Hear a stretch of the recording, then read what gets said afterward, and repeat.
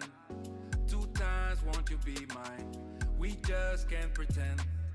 This love thing can take time. 3 times then I'm in. I heard through the grapevines you missing our playtime, girl. Your beauty make them bow down.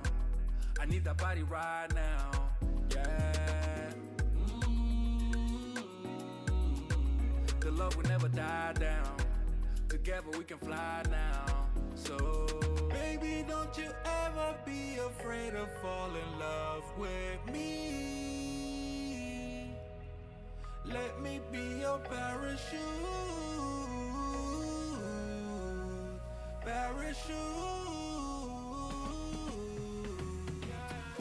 1 time out of 10, 4 times on the stage lines.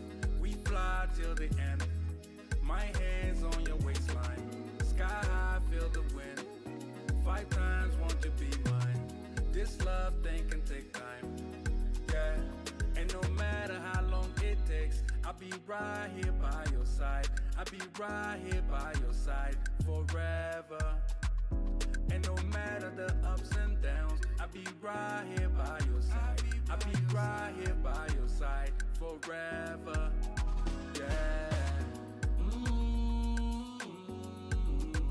Your beauty make them bow down. I need that body right now, yeah. The love will never die down. Together we can fly now. So, baby, don't you ever be afraid of falling in love with me. Let me be your parachute, parachute. Let's fly, let's fly, let's fly. You and I, yeah. Hey, let's fly, let's fly, let's fly. You and I. And no matter how long it takes, I'll be right here by your side. I'll be right here by your side. You know this. And no matter the ups and downs, I'll be right here by your side. I'll be right here by your side forever, yeah. Baby, don't you ever be afraid of falling in love with me. Let me be your parachute.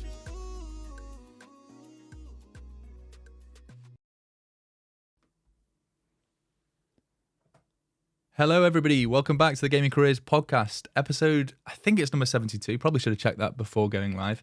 But welcome, everybody in the chat. Lots of familiar faces, but also lots of new faces, which is because we have got a very special guest for tonight's podcast. And the reason for that is because our normal co-host, Ben, if avid listener of the podcast will know, Ben has become a father in the past couple of weeks. So he's rightfully so, taking his duties and learning to become a dad. Not sure when we'll be having him back, but in the meantime, we have probably the best stand-in guest that we could ever have hoped for, and that is Loco. Loco, how you doing? Hey, how's it going, everyone? So glad to be here. First time on the podcast, and we have a lot of really great things to talk about. That's right up my alley, so I'm ready. I'm excited. Yeah, it's great to have you on. I've been a fan of what you've been doing. I can tell you for a fact that the number of tweets that we have probably pulled up on this podcast that are from your accounts, because you are one of the main accounts that breaks news in the Twitch and streaming space. So yeah, it's great to have you on finally, and hopefully the show goes well. We've got plenty to talk about, like you said.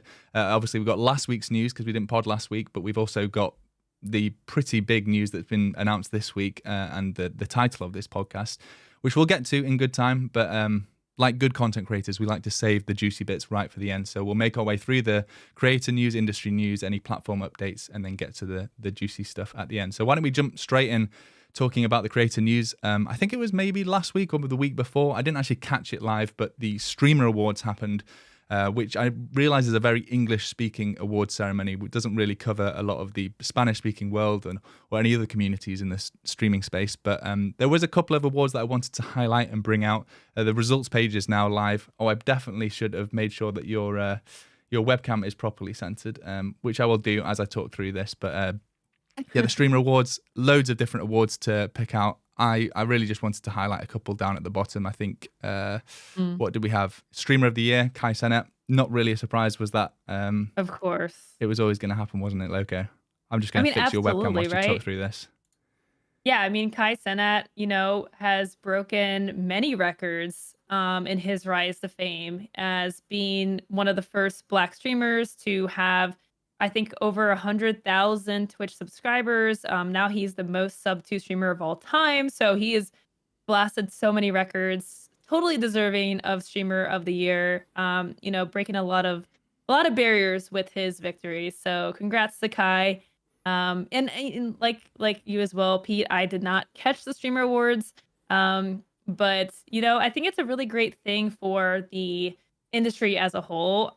As much as people say it's, just for the top streamers, it's very self-gratifying. Every major industry has some sort of official recognition.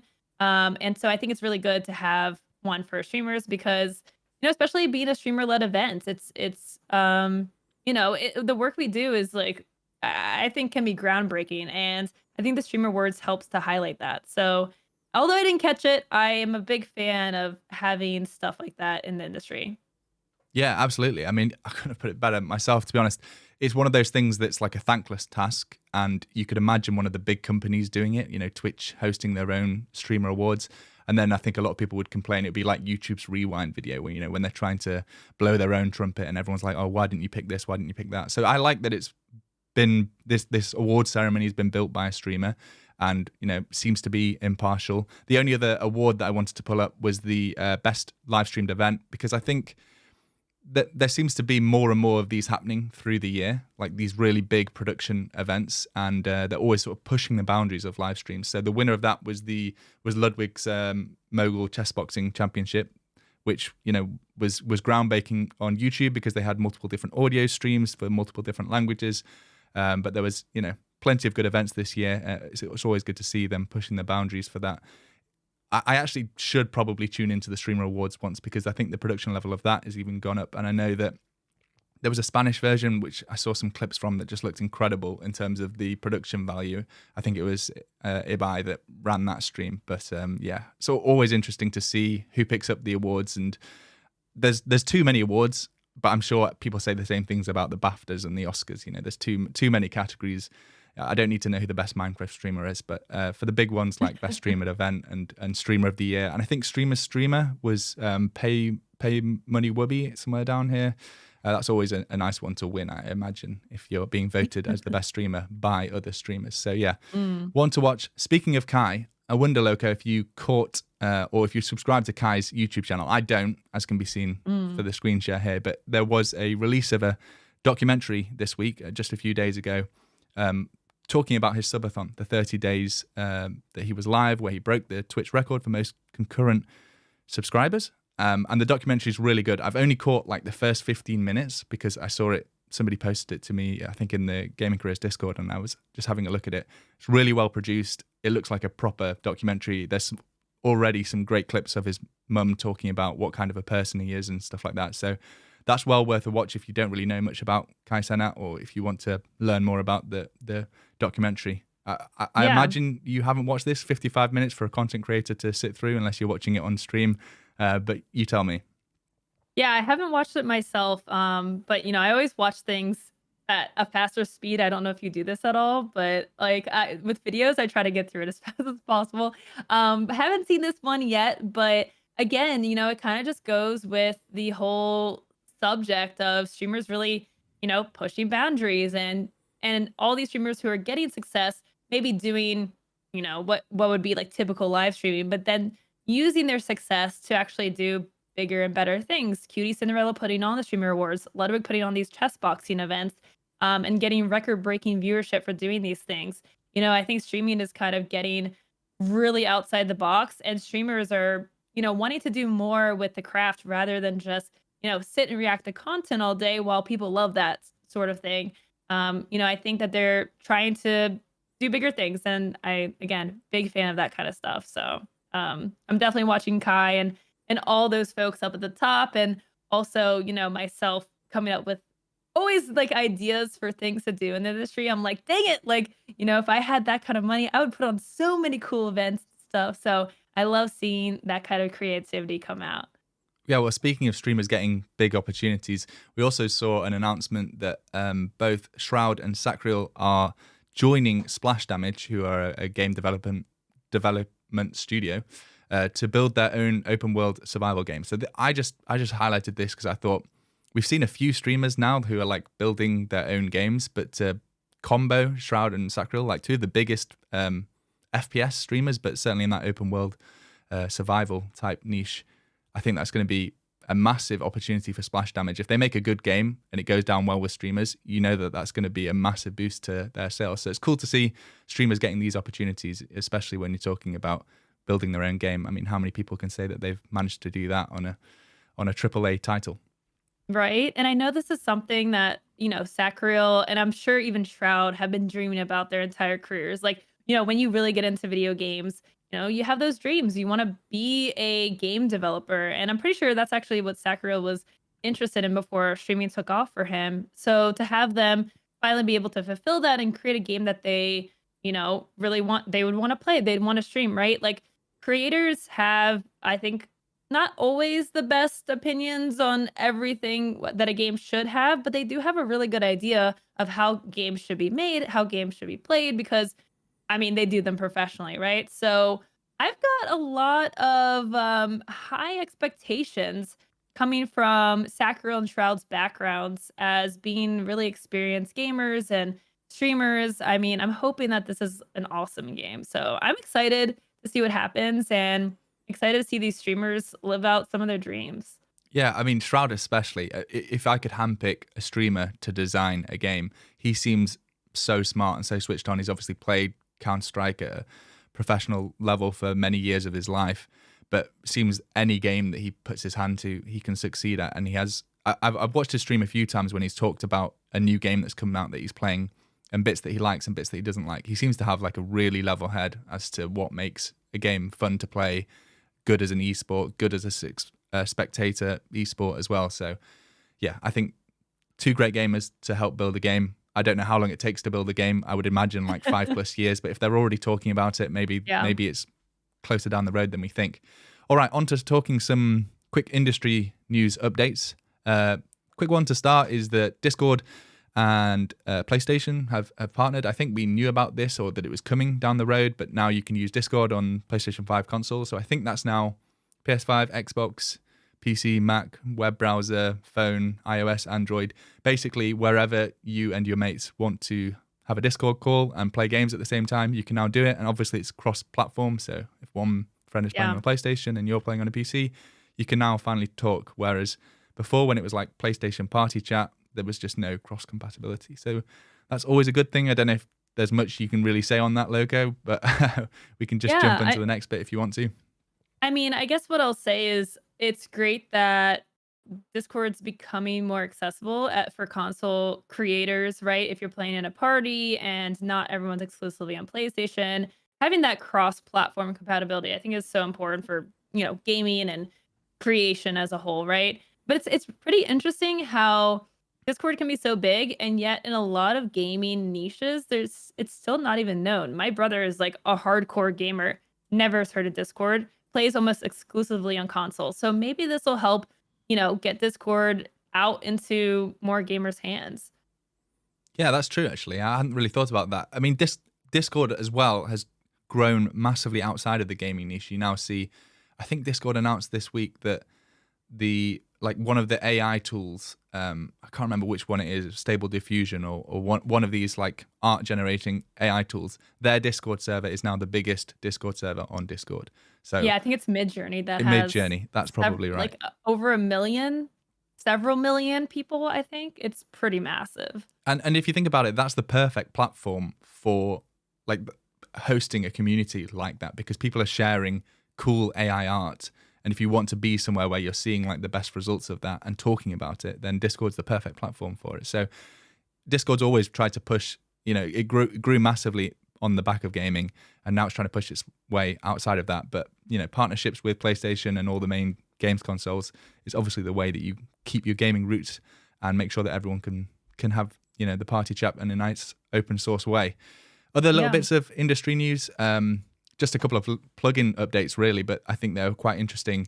The Truffle extension, which is one of the extensions that I think Ludwig's developer built, or Ludwig was a part of helping design, has released a new feature, which I thought was really cool and worth highlighting, where you can, if you're watching a YouTube video of a creator, you know, in the screenshot example here, I think it's Dr. Lupo. So he's watching Dr. Lupo's YouTube video, and when Dr. Lupo is live, a sort of preview window pops up in the top right-hand corner. And this isn't just if they're live on YouTube, which I think Dr. Lupo is still exclusively signed to YouTube, but if they're live on Twitch as well, it still shows the pop-up with a link to go and watch them. So a nice little cross-platform promotion tool where if you have a big YouTube audience and you're live on Twitch, they can then click through to watch you live. So definitely not YouTube building this feature. They don't want to send people off platform to their main competitor in the live streaming space.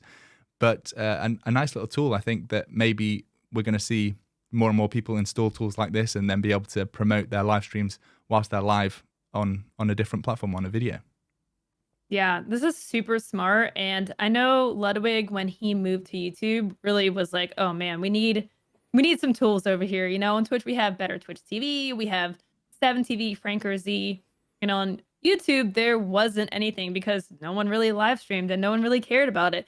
So when Ludwig moved over, you know, he was like, well, there's clearly a need here. Let's build it. And so I think he was behind Truffle adding a lot of things. Actually, I think now Better Twitch TV and 7TV both work on YouTube now, which is great. But obviously, you know, for creators, we're not usually just stuck on one platform. A lot of us create on multiple platforms at the same time. So having that funnel and that crossover, that cross promotion, I mean, we saw with YouTube Shorts. Now, when you're live and someone sees your short, it will take you there. It'll plug to your next video, right? So there's a lot of that within YouTube itself. We want to see more of that, obviously, but also ways that popular plugins can kind of help creators cross promote their stuff. Honestly, I'd love to see something like that for Twitch. Like, with Better Twitch TV, can we have maybe in the bottom corner, top right, like, can we have plugs to the new YouTube video that just went out, or the newest TikTok or tweet or something? I'd love to see more of that kind of cross promotion as creators start thinking outside the platform that they're on and try to create on multiple platforms. Yeah, I think that the tool that Twitch talked about in their sort of plans for 2023, where they're talking about a mobile experience to be able to browse through clips and make your own vertical videos, effectively like TikTok but on Twitch, just for live stream highlights. I think we're going to see Twitch really do the same thing that YouTube have done and make sure that if somebody is live and you're watching one of their clips or watching one of these vertical formats on the Twitch app, you're going to be able to one click and see that they're live and go and watch their live stream. The problem is these platforms are competitors to each other. So there is no incentive for them to promote a YouTube video on Twitch or a Twitch live stream on YouTube. And that's why we have to be reliant on tools like Truffle and developers to build these sort of connections. I remember way back in the day, Twitch used to allow you to export your VODs directly to YouTube. There was like a natural integration where you logged in through the YouTube API in the Twitch backend. You can still do that.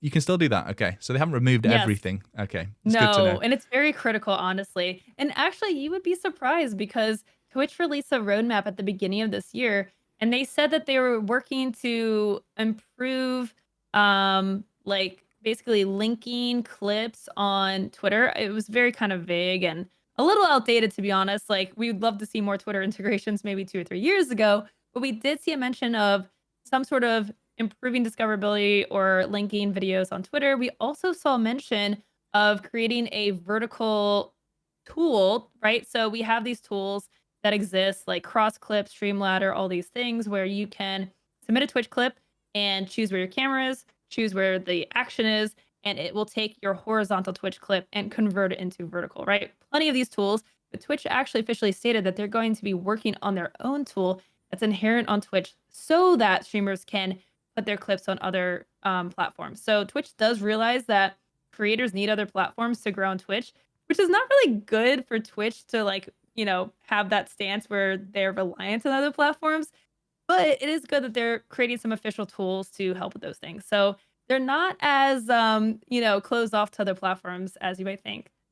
Yeah, I can't wait to see. I think Ben and I talked about it previously. I can't wait to see how they'll definitely put some kind of watermark on that, so that when it gets exported to TikTok, you're Oh going to no. see the Twitch logo and then the username of the user, and they'll be like, "Oh, that's to help push your stream in front of people." But really, they just want Twitch to be all over TikTok and those kind of platforms. Last little update in terms of industry news is that StreamElements, which I know a lot of streamers use to sort of manage their alerts and all those kind of things, they've released an update to the activity feed. They're calling it Activity Feed 2.0. I don't quite know if it warrants a whole number change, because really the main changes is that it's you can customize the colors of the different types of alerts. So subscribes or donations or gifted subs, you can customize the colors now, and you can sort of have it in a super compact mode as well as like the stretched out. So if you're a popular streamer that's getting hundreds of interactions every hour, then you're going to have the option to be able to have it in a much more compact way, and also have the alerts much more obvious to you based on your own sort of color schemes. Not a huge update, but I think enough people in the community are using StreamElements and StreamElements alongside OBS Studio to be able to make sure that they're keeping on top of all of their streamer actions. But that's probably it for the industry news. So we can jump straight into platform news, and we're going to start with YouTube. And they kind of walked back on their big Profanity update that they did earlier this year. And I'm getting most of the details here from the Creator Insider channel, one that we talk about a lot here on the podcast, and the video, which is now 3 videos old, but it's called Profanity Update. And we can sort of break down a bit about what they say through the video so that we don't have to watch it through. They've also linked an updated YouTube help article. But the Profanity update that happened at the end of November, just to remind everybody as to what that was the one where, you can't swear in the first 7 seconds of the video. You can't put certain titles, text in your titles and thumbnails. You couldn't use music that had swear words. It was like a big crackdown on what was going to be monetary in terms of what you could actually monetize videos wise, and what would return a yellow icon or a red icon. And they've walked some of this back. So I'm just going to read out a few of the updates for people listening on the pod after the fact. So the changes from March the 7th onwards are: usage of moderate profanity at any time in the video is now eligible for green icons. Usage of stronger profanity, like the F word, in the first 7 seconds or repeatedly throughout the majority of the video can now receive limited ads, whereas previously, at the end of November, that would have been receiving no ad revenue at all. Video content using profanity, moderate or strong, after the first 7 seconds will now be eligible for green icons unless it's used repetitively throughout the majority of the video. Again, at the end of November, that would have been no ad revenue instead. And they've also clarified some updates on music in the background, and if it has any profanity in the music, you can still receive full ad revenue, whereas previously you could receive none. And the main update here is that they've made it much more crystal clear. So one of the problems with the November update was you didn't know what category of swear word each swear word counted as, which ones could you use in the first 7 seconds, which ones couldn't you use, and all these kind of things. They've really gone out of their way to now update everybody as to what is allowed and what isn't allowed. Actually, if you watch that video, it took me aback a bit, because I've been watching the Creator Insider channel for a few years now. It's the best way to get updates on YouTube, basically. And the host's always so polite and well-spoken, and then all of a sudden he's like dropping F-bombs, like actually saying the words out loud. He's like, this word is not acceptable and this word is acceptable. So it was quite interesting to watch. They clearly had some feedback that they weren't clear enough in their previous update, and they needed to spell it out for everybody. I think this overall, good changes. They're walking back. It's still more strict than it was pre-November, but it's certainly a lot clearer now. And there seems to be more opportunities for people to monetize, even if they do have profanity in their content. So yeah, what did you think of this, Loco, when you saw it? Yeah, I mean, I remember this update came out, and of course, many creators were upset, and I think Twitch. So used to talking about Twitch. I think YouTube. They were trying to, again, they had their heads too far into the advertisers section and not enough in the creators, right? And I think platforms kind of get sucked into, thinking about advertisers and brands, and they leave part of that behind, right? The creators behind that. And so, I mean, I think that they're trying to figure out what the happy medium is. They want to keep the advertisers happy, especially right now where companies are kind of tightening their advertising budgets. But also the creators are kind of the core of what makes YouTube work. So they need to figure out what they can, manage from both sides. So I think this is a good change. It doesn't affect me because I've always been brand safe. I feel like even with this, it's the best way to go, but that's just my personal take. So yeah, you're more into the space. So I'd love to know kind of what the reception has been with YouTubers. Yeah, I mean, I'm the same. Always been very brand safe. Just don't want to deny any advertising opportunities, if I'm being completely honest. But what I've enjoyed is actually the spin on the content that people have made. So I've seen a lot of people that would swear in the first 7 seconds, and then they've like cleverly edited it to be like, I can't swear in the first 7 seconds. So they kind of used it to make extra content in some way, yeah. which is the right way to think about these things, like to make a joke about a rule that you don't agree with while still complying, but like making it clear that you would have sworn if this new rule hadn't come in about the first 7 seconds. So yeah, in general, the response to the first change, end of November, like I was one of the first accounts to tweet about that, and it was non-stop with people being like, oh my God, what's happening to the world? We can't do this, we can't do that. YouTube's going wrong, Susan needs to quit, all these kind of things, like mega huge reactions about some changes. And a lot of them were already in place and they were just making more clarity. And then now that they're being walked back a bit, I've seen in general people being happy. Some people say that they should have reversed all the changes, but I think this is a good change, a happy medium in between. And like you say, you've got to sympathize with YouTube are trying to make sure that their platform succeeds and makes money. And because all of the monetary value is in like a share program with creators, that does mean more money for creators as well. So they're trying to make sure that advertisers stay happy and stay on board. And that in turn does mean that creators are going to make more money. So my opinion, yeah, I think this is a good change, walking it back a bit whilst still, having some rules and regulations around. Yeah, I think it's really interesting because I often say that Twitch is like YouTube, but 6 years behind. So YouTube, recently, by recently, I mean, what was it, 3 years ago at this point, they went through a DMCA apocalypse. We're seeing kind of a lot of changes with their ad program where they're trying to incentivize creators to run more ads. They're trying to make changes to appeal more to creators. But Twitch is still so far behind when it comes to advertising. I mean, with CPMs or targeting or just honestly just making it work for streamers is an entirely different battle. But there's still a lot of similarities where I'm like, wow, we are going to have many growing pains with the ad program here on Twitch. And I feel like they don't look enough at YouTube and just try to learn, right? You have the insight of a company has gone through the same struggles, and yeah, a lot of parallels I see here with Twitch and YouTube. Yeah, the DMCA thing, like if you listen to the podcast back when we were going through that, every single week Ben and I were like, this is just YouTube but 5 years ago. Like, just how could Twitch have thought that they didn't need to start building a tool or to help with takedowns and copyright notices and all these kind of things? And there's so much misinformation out there about what people could use music wise in streams, and it was just, yeah, we had to start banishing the term DMCA because it was like 6 months in a row where it was the main topic that we talked about on the podcast. Yeah.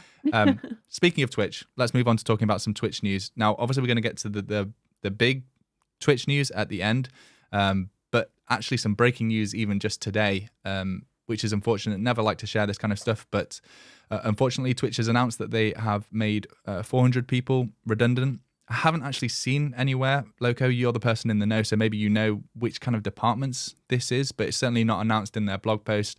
They talked through about how it's a difficult decision and it's to secure the future of Twitch. And there was a couple of choice phrases that I'm going to try and pull out on the fly here. One of them talking about the user and revenue growth has not kept pace with our expectations, and that's why they've had to make cuts. And that was quite an honest a statement to read, really. We've known for a while that Amazon has maybe in the back side been saying, Twitch, you need to start turning a profit, and that's why we've seen, the increased ads and all these kind of things. But for them to actually write it in a blog post, and that's the main reason as to why they've had to make 400 redundancies, like that's not a small amount of people that have been let go today or this week or whenever it's actually happened. So yeah, it's always sad to share that kind of news, but I think it is worth talking about because we need to stay on top of these platforms as to if they're growing or not. And Twitch has written it out here that it's not kept pace with their expectations. Yeah. And a lot of creators are, panicking because Twitch cut 400 jobs. That's like 15 to 20% of their workforce, it's estimated. And so let's kind of break this down. So this morning, Andy Jassy, CEO of Amazon, owns Twitch, sends out an email to their workforce saying we're going to cut 9,000 jobs in sectors of cloud computing, human resources, advertising, and Twitch specifically. So we got a heads up this morning. This was coming. 400 layoffs is pretty significant for Twitch's size. So I think, this is pretty standard right now. A lot of tech companies are doing layoffs in anticipation of a potential recession. They overhired, and rising interest rates is forcing them to make some cuts, and that's usually in labor, right? So, basically what's happening here is this was going to happen as Amazon. This is like what their second or third round of layoffs. They've laid off 20,000 employees, 18,000 so far. So this was kind of to be expected. The repercussions of this, hard to say. This is not Twitch specific. So this is not a red flag of like, oh my gosh, Twitch is crumbling and they're cutting. Like, this is very standard in the industry. StreamElements themselves have undergone a couple rounds of layoffs as well and budget cuts. So we'll see the impact. I haven't seen what departments are affected yet.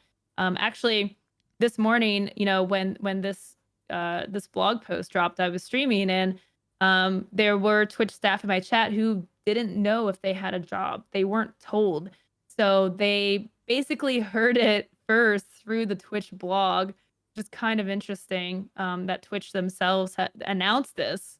I feel like this is something that they wouldn't really ever talk about from their own perspective, right? So I feel like that's different. Yeah, it's not an easy first blog post to write as your first job as the CEO. Obviously, we haven't covered that news yet, but yeah, that was written by Dan Clancy, the new CEO of Twitch. Yeah, that's really poor if people aren't finding out whether they have a job or not, and they're reading blog posts, and that's the first time that they're hearing about it. There's something needs to change. But hopefully these people still find jobs throughout the streaming industry if it's what they're interested in. It has been a lot of layoffs, like you said. StreamElements have gone through, I think, a couple of rounds. Facebook or Meta have made several rounds of redundancies. So it is happening industry wide. It's not necessarily just in the streaming space. This is more like a tech Silicon Valley type redundancy, and it's just the market that we live in right now.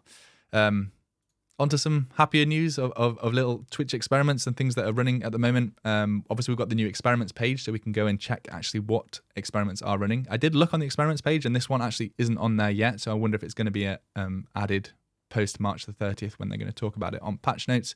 But there's a new experiment rolling out that you might see. Any users can go and check out now that are listening or watching. If you go to the home page, logged in or logged out, there could be a new re-ranking of the different shelves. So the shelves are obviously like the horizontal carousels of streams, and those can be re-ranked in a different way based on what Twitch knows about you. So personalized in some way where the content groups that you're more interested in are going to be closer to the top and less interested in further down the bottom. And I think I saw Zach or somebody tweeting about this being rolled out to 30% of people that aren't logged in and about 3% of people that are logged in. So I haven't seen it myself. I did check if I was both logged in and logged out, and I didn't see any re-ranking. I saw the exact same page, even in incognito mode was the exact same for me. So haven't seen it, but yeah, this kind of makes sense to personalize the homepage. We've seen how successful it's been for TikTok and for YouTube and for basically any other platform that does some kind of algorithm-based content suggestion. So yeah, it's just a matter of time until Twitch is probably just running, 5 streams for you that it thinks that you're going to be interested in checking out or watching. So yeah, have you seen anything about this yet, Loco? Yeah, I haven't looked myself because I don't go to the Twitch homepage ever, but Twitch is in desperate need of better discoverability for users because right now, most people find streams by the most amount of viewers. So if you have more viewers, you get more viewers. And Twitch hasn't really nailed that for you type discovery that TikTok and YouTube really excel at. They don't really understand. And to their, to be fair, it's hard to qualify streams because it's 8 hours of content that you're trying to identify through keywords, right? Versus a 10-minute YouTube video or a 30-second TikTok, right? And you have tags. So Twitch is trying to get to the point where they're curating content because that's ideal for discovery. This is an experiment to see if Twitch user behavior will change on the homepage, if it'll be more engaging. I think part of that controversy comes from the Twitch front page and the carousel that's at the top, and how there's been some bad press about the front page slots being, inflated views because people go there, but they're not really engaged with those channels. So I think they're trying to see if users will find more meaningful discovery right from the get-go. Yeah, great comment from our live stream chat. I pulled up the wrong one. It's Vice says, I can't think of one time I found a new Twitch streamer that I want to watch where I didn't first find them on YouTube. And I think that's been the common growth tactic, hasn't it? Build up a platform on one of these platforms that suggests content and has a really good algorithm like TikTok or YouTube or even Instagram to some extent, and then try and transition that audience across to Twitch. So yeah, certainly seeing the same things. And whatever Twitch can do, the algorithm, again, could they not have learned this from YouTube, 5 years ahead? Start working on a suggestion algorithm, because it's going to be important as to how people discover content. It's not all going to be as to who you follow and how you discovered them.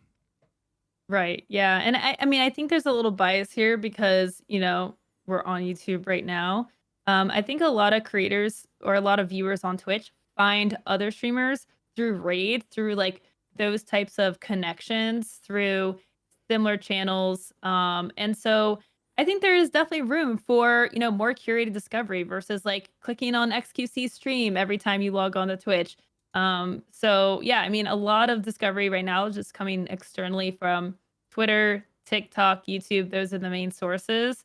And it's about time. Twitch is very slow to this development. So I hope it's not too late. I hope they're not too slow on developing these type of things. And we'll talk about that here in just a minute when we talk about the big change that's happening over at Twitch. Yeah, well, whilst you mentioned raids, why don't we jump into talking about some issues that came out in the past week for Twitch in terms of their new raid functionality. Well, I say new raid functionality, not really anything has changed, but something has definitely changed in the last 3 months, because they didn't used to have many issues, and now loads of users aren't being taken across when somebody raids. So Twitch tweeted out, after closely reviewing the recent concerns about raid views, we found 3 scenarios where this could happen. So they're basically saying, if you're not getting taken along with a raid, or your stream chat isn't, maybe try one of these 3 things. The first thing they found is when people are watching from anything besides a supported client. They list out their supported clients being iOS, Android, and web. The second thing is having chat hidden via chat settings. So I think that must mean if you've actually fully hidden chat, or if you're using a platform like TV where chat doesn't show and instead it shows on your phone or something like that. And then 3, long browser session, where they recommend try refreshing the page. Now, long browser sessions are pretty common on Twitch because people watch for a long amount of time. So that seems to me like a bug that you need to fix, Twitch. And actually, who is Tom Vera? He's the chief product officer at Twitch, also tweeted out a little TLDR saying that they've heard about the raids issue and the data supports their users' observations. The team has been actively debugging it for weeks. They've had some success, but hopefully more coming. And then there's 3 things that you can do to lower the risk of the bug whilst you work. And then his quote tweeted the tweet. So yeah, not a huge update, but I know a lot of people have been struggling with raids and not being taken along. And like Loco just mentioned, it's one of the only discoverability features over on Twitch. So it'd be good if they fixed it. And yeah, let's move on to talking about the last little Twitch update. Which actually is over a week old, but because we didn't pod last week, I thought we would cover it this week. And that is the changes to the ads incentive program.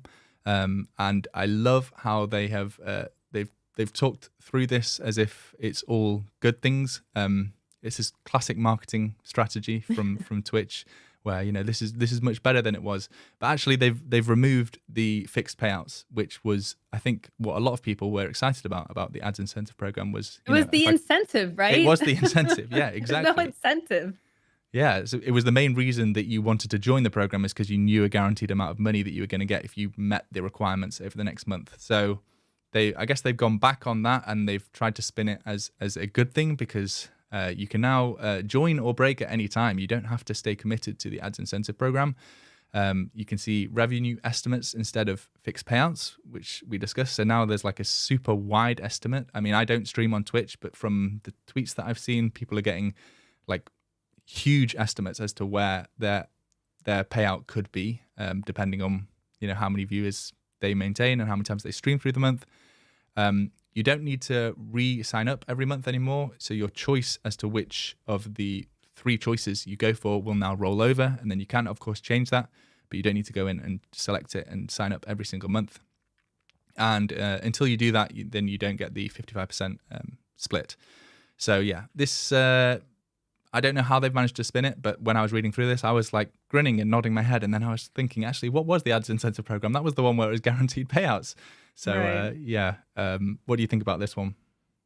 So essentially, we've come full circle. If we talk about where we started, which was Twitch affiliates were able to qualify for an increased ad split if they run 3 minutes of ads an hour. Now they had to run it for 1.5 minutes every 30 minutes, which was kind of ridiculous. So they recently got rid of that. You could run 3 minutes in chunks, get rid of pre-rolls for an hour, and qualify for a 55% ad rev split. Now, essentially what they've done is now streamers, if they run 3 minutes of ads an hour or more, they will qualify for a 55% ad split. If you don't, you'll get 30%. So essentially, there is no incentive anymore. There's no guaranteed pay. They're giving you estimates just because they want to show you what you could potentially earn and try to lure you into running ads. But if you haven't found ads meaningful before, nothing's really changing. You're not going to see that big payout that you've been seeing from other streamers. We had, I think King Gothalion posted like getting offered $20,000 to run ads. You're not going to see those numbers anymore. It's basically run 3 minutes or more an hour. You'll get 55% ad rev, which is better than 30%. You can figure out how ads will work for you. So, yeah.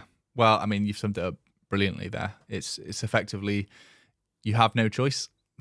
But if you want to make a little bit more money in your choice, then choose one of these options, and you'll get somewhere between these 2 wildly far apart goalposts in terms of an estimate as to how much you make. I think the screenshot that I saw of the program actually even said that the estimates aren't in any way like guaranteed as well. They're just there for illustrative purposes. So I was like, what's the point in even showing an estimate if you can't even commit that you're somewhere between these massively wide goalposts?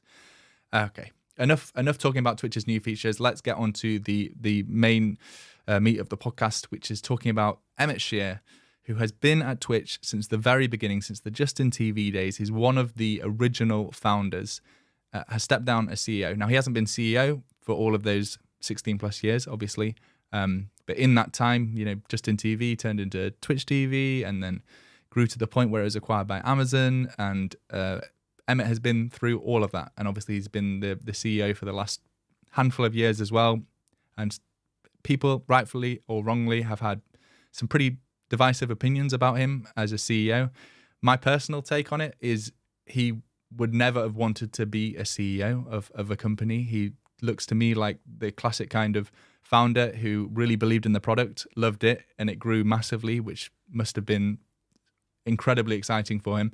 And then you get to the point where you kind of have to make difficult decisions and people's jobs are on the line. And then you've got the people who are creating on the platform whose jobs are on the line, and you're in the difficult position having to make difficult decisions. By no means has he made all the right decisions. I'm not trying to defend a lot of the things that he's done, but I'm just saying he didn't seem to me as the kind of person that wanted to be in the limelight as a CEO, as some people do. But just to cover the news, he shared a tweet, which I think he instantly locked down so nobody could reply, which was an interesting way of sharing news. I guess he didn't want to see what people thought about it. But In October 2006, we started working on live video for the internet. That became Twitch. More than 16 years later, I'm now a father and ready to move on to the next phase of my life. I wrote a blog post, but the short version is thank you so much to everyone who built this with me.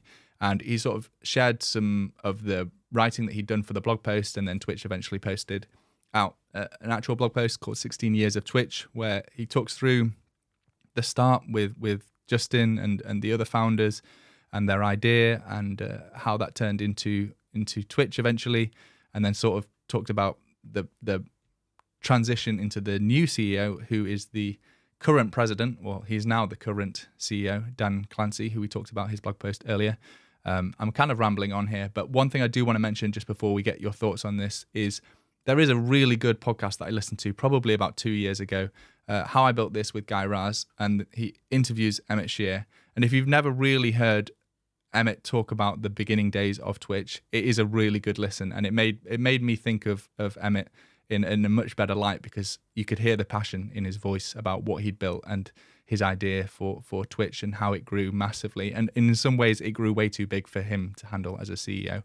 But yeah, what were your initial thoughts when you saw this? Did you get early wind of it, Loco, like you do with your pulse so close to the beating heart that is Twitch?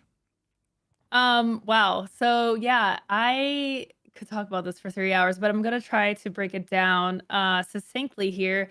Well, so I think I agree with what you're saying in that Emmett Shear was very much from like a business founder. I want to build a startup type perspective. It blew up. And I give him a lot of credit for what he did to get Twitch to where it is today. I mean, ups and downs, pros and cons. You know, Twitch is a successful business. Was acquired by Amazon for $1 billion in 2014. So I feel like, a lot of credit to Emmett Shear for that. That being said, I have a lot of criticism about his leadership from a public-facing view for the creators who make Twitch what it is today. As a streamer on Twitch, I never met Emmett Shear. I never got to speak with him. He was never really accessible. And of course, okay, you say he's CEO of a big company, like who can have time? But then I look at the CEO, the former CEO of YouTube, Susan Wojcicki, I'm probably saying that wrong, but you look at her experience and the way that she engaged with creators, you can just look at their Twitter accounts to even get a comparison. She was very interactive with the community. She went on creators' shows, she uplifted their content, and we got none of that from Emmett Shear. So from a leadership perspective, honestly, I'm glad to see him go. And we'll talk about the incumbent CEO here in just a minute. But I will say that he has brought a lot of transparency and has been more accessible than Emmett Shear has. So Emmett Shear, thanks for what you've done, but see you later. Let's move on. Let's try to get Twitch in the gear. Time to move. Yeah, I like it. I mean, to be honest, I feel a similar way. I think if my full-time career was streaming on Twitch, I'd probably be much more opinionated about it. And maybe I've got a soft spot because I've listened to too many interviews of him growing up, and I can see like the engine. Just for context, before doing this, I was like a software developer, so maybe it's like the engineer in me that sees just like Emmett probably coding away and building something with his mates, and then it just grew massively out of control, and then you've got people, sending you death threats because you don't give them a 70-30 split. But yeah, he's made plenty of mistakes, and I think probably the right thing. I'm glad that he stepped down rather than some massive controversy coming out and then him feeling like he has to step down. Good excuse when you have a child and you want to dedicate your life to that. I imagine he's probably going to move on to another project at some point.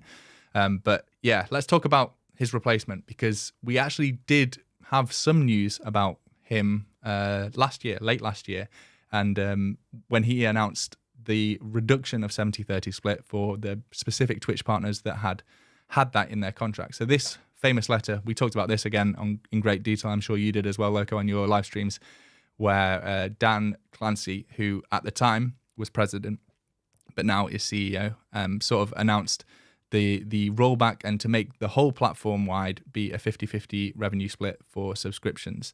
And I think this was sort of at the same time when a lot of streamers were really pushing for a 70-30 split, and they wanted, Twitch to step up and offer that to all partners or all affiliates and partners. And this was kind of the nail in the coffin, wasn't it? Saying actually the reverse is going to happen. Anyone that was on a 70-30 split is going to be rolled back to the 50-50. So that's a significant income drop for a lot of really, really big streamers. And then also rolled out in the rest of the blog post talking about why that matters and why Twitch needed to do that. So it was an open and honest letter, but it was called kind of slated. And it's interesting now that we're in this world with Dan as the new CEO of Twitch and kind of looking at what he was responsible for when he was president of Twitch. And this is one of the articles that comes to mind. Yeah, so if you're a streamer and you're wondering why this affects you, why you should care that the CEO's changed hands, because we've already started to see the effects starting last year. Dan Clancy put this blog post together, and while this is the worst decision that Twitch has ever made, it is the worst blog post. I have ripped into it countless times. It is a sign that Twitch is trying to be more communicative and transparent with the community and streamers, which is a really big stride considering, we've seen Emmett Shear be in the dark and not really even acknowledge Twitch anywhere. So it is, if you're looking at the silver lining, good that they're being more transparent. For example, today with the layoffs, they published a blog post just hours after the memo from Andy Jassy leaked to the public and the news caught wind of it. And I feel like in the past, they probably would have never done this, or maybe it would have taken a few days to put something together.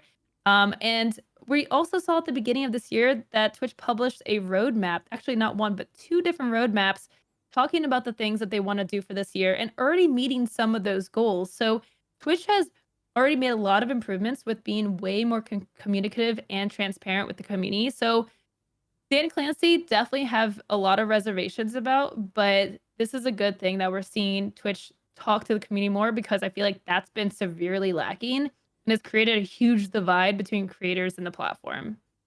Yeah, I mean, you're right. You want the CEO of Twitch and the CEO of these big companies that are responsible for so many creators' careers now to be as open and transparent as possible. Maybe not to the extent where your employees find out that they might have been fired through a blog post. Like you can be bleeding edge with your announcements, but maybe, send out the HR email at least at the same time so people know if they still have a job or not. But he's also been responsible, I think, for a lot of the work in Guest Star, which I know that you were a part of a lot of the promotion for Guest Star. I've seen you in a few of the Twitch clips as well. Yeah. So you've got to say they have pushed that tool hard and they keep adding new features for it. And maybe that's an indication that he, cares about making sure that new streamers, especially people that aren't really experts in OBS and advanced tools of getting guests in and things like that, to make it as easy as possible. So yeah, he was responsible for maybe the worst blog post that Loco's ever read, but also responsible for Guest Star, which I think is one of the better tools that Twitch has developed certainly in the last year. Yeah, I would agree with that. Guest Star may be one of the best products out there. Honestly, I wish it was usable outside of Twitch, because, we are using, Video Ninja. There's plenty of other resources available, but Guest Star really gets it and understands what creators need to streamline their production. It makes it so easy to invite creators and guests on the show. So I'm excited to see what Twitch does with Guest Star. And I think that Danny Clancy, from actually being able to talk to him several times, most recently last week. So right before, I guess he probably knew, right? But right before that was announced that he was going to become CEO, and he is definitely a little stubborn, but from when I met him last year to this year, has become a little more receptive to listening to creators. So I have a little hope.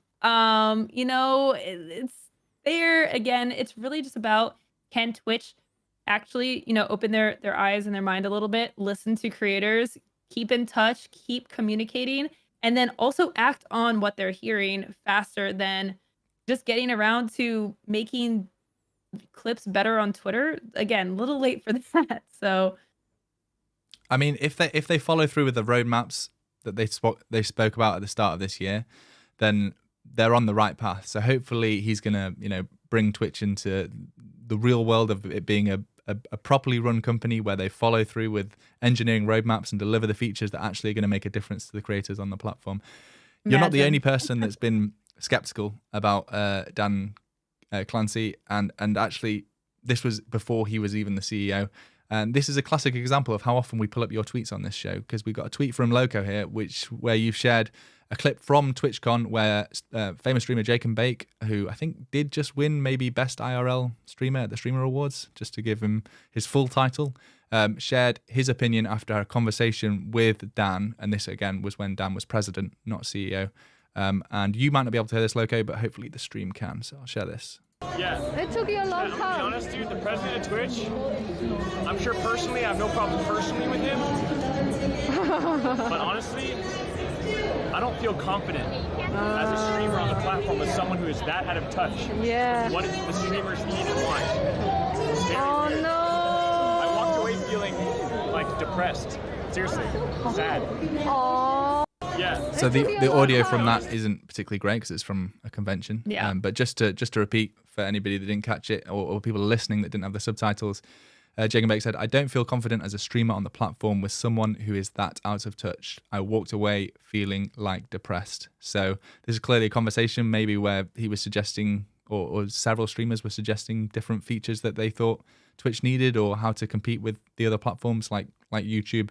And maybe being shut down. So this could have been, like you said, Loco, when he didn't want to listen to other people's opinions. Maybe he's had more training since then that he needs to take feedback from the big streamers on the platform. Because people like Jake and Bake have been on the platform for a long time and have shaped a lot of the kind of content that is being created. So although in some ways CEOs can be like, I know better because I see all the data and stats from the back end as to what actually is going to make a difference, I think you've got to at least show appreciation to the people that have made it big on the platform and are generating money for the company, and listen to their complaints about the platform.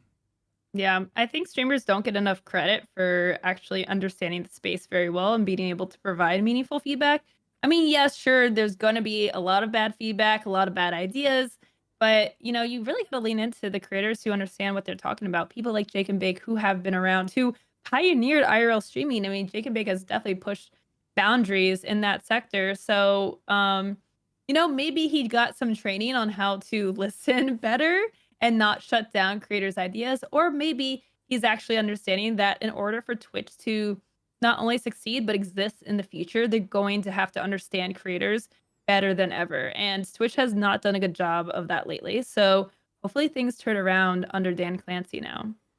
Well, that is the perfect place to leave it, I think. I just want to say a massive thank you, Loco, for joining us. I speak for everybody that is listening or watching along live that your knowledge in this space is second to none, and it's been great being able to speak with you and hopefully have you on many times more. If Ben keeps having more kids, then we're going to need more people to come on and speak about the industry news. No, it's been honestly really great to speak to you, and thanks for sharing so much insight with everybody. Yeah, absolutely. It's been such a pleasure. I do this all the time. So it's great to actually be able to talk shop with other creators, especially you, Pete, getting to sit down and chat about these things. Always happy to talk. Great to hear. Well, thanks everybody for watching and for joining on in the live stream. And for anybody listening along to the podcast in your podcast player of choice, do give it a review or a 5-star or a thumbs up, whatever you can do to help promote the show and share it with your streaming buddies. We'll catch you next week. I'm not sure who will be co-hosting, if Ben will be back or not. No pressure on his point. He's got to learn how to, change nappies and all those kind of things. I think you call them diapers over in the States. But anyway, we'll catch you next week. Thanks very much.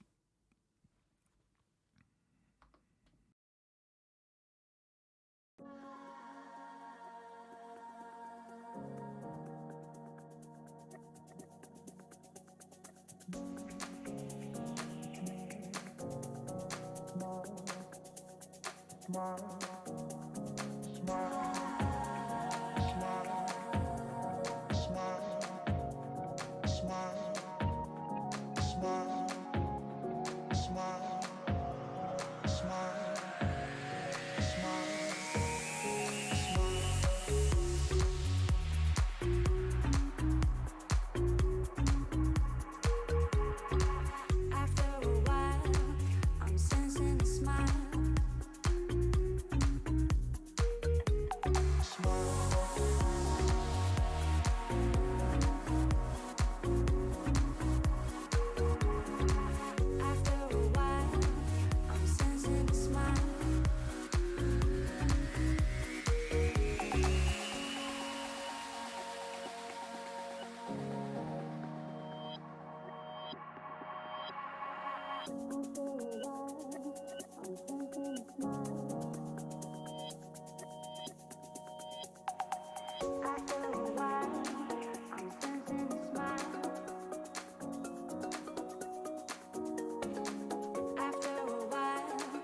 I'm sensing a smile, a smile, a smile, a smile, a smile.